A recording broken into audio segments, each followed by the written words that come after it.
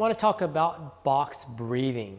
This is an exercise that can be really helpful in times of stress. And it's not that stress is bad, but when stress becomes chronic and cumulative over time, it can really put you in that fight or flight state, which is a more tissue destructive state. So we want some, not too much, but when we have this constant sympathetic stress, the fight or flight, that doesn't allow your body to repair. And what we want to do is we want to try to shift you more into the opposite side, which is the parasympathetic nervous system, which is your rest, digest, and repair part of your nervous system. So a simple exercise that you can do is with box breathing. And it's really a simple exercise. And what you want to do is you want to visualize a box when you're breathing. So with a breathing cycle, normally there's an inhalation, then there's a pause, and then there's an exhalation, then there's a pause. So those are 4 parts of the breathing cycle. So if you can close your eyes and visualize a box, basically you would, if I would draw it out, you'd be inhaling, then you'd pause, then you'd exhale, and then the other side to make the box would be another pause.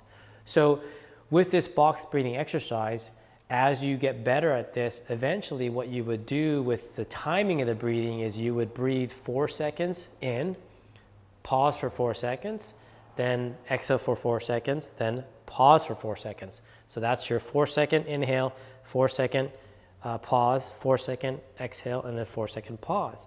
So if you calculate that out in a minute, that's 3.5 times a breath a minute. Normal respiration rate, obviously depending on someone's stress level, maybe 18 breaths, 20 breaths a minute. If you're 25, that means you're basically hyperventilating.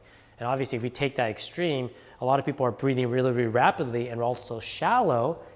And so that is a massive stress to the body. It tells the brain that, hey, you're being chased by the tiger. So you're going to be constantly put in that fight or flight state. So this leads me to the next part, which is how you should breathe. So normally the breathing pattern should be a nice diaphragmatic breath, which is simply a belly breath. So your belly should go out as you breathe in like a balloon, and then it comes down naturally as you exhale. So forget the six-pack thing and having six-pack abs. You want your belly to move with this breathing exercise. So if I put my hand on my chest and hand on my stomach, as I breathe in, you can see my belly going out and then just relaxing when I come in. Now, if you have an inverted breathing pattern, what you'll see is you'll see a lot of activity in my neck. So I'm gonna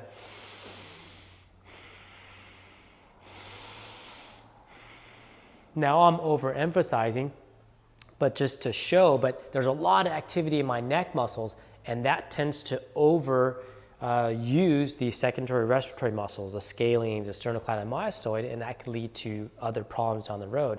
But right now, what that's telling your body is that you're being chased by the tiger. So what we want to do is we want to breathe through the belly.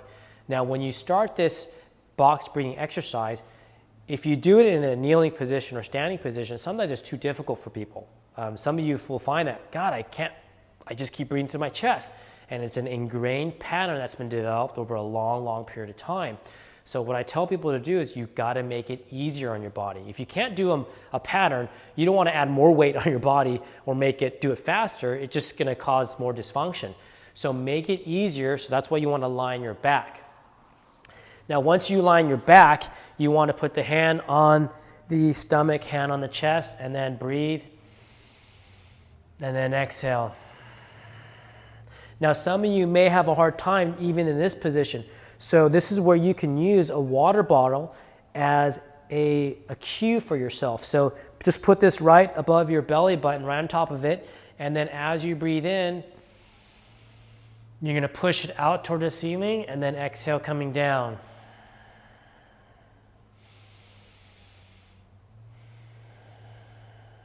And at the end of the breath, if your chest rises a little bit, that's fine.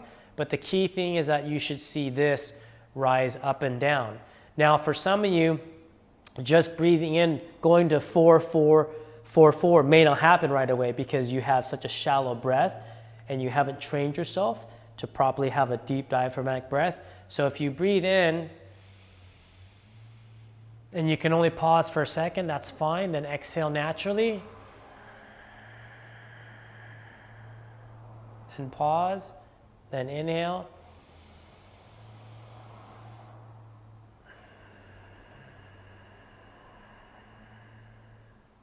And as you notice, I'm breathing inhale through my nose, exhale through my nose. That's going to help to, again, shift your body more to parasympathetic state. Obviously, it's going to filter the air, but also slow down the breathing process. Now, with some of you, you try the exercise and you can only breathe inhale for 3, pause for half a second, then exhale for 4, and then you pause for 1 second. That's completely fine.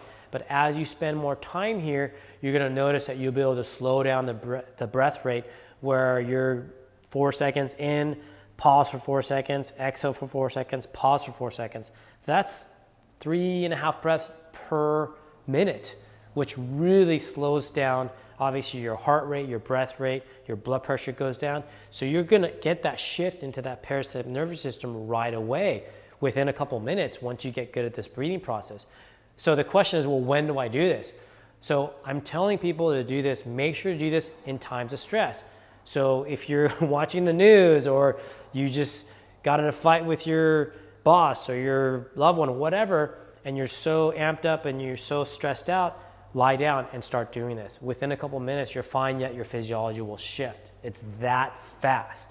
So once your breath rate really calms down, and you can just check this with your pulse, and you'll notice that your pulse will go down and everything will slow down. So give this a try so that helps you to de-stress.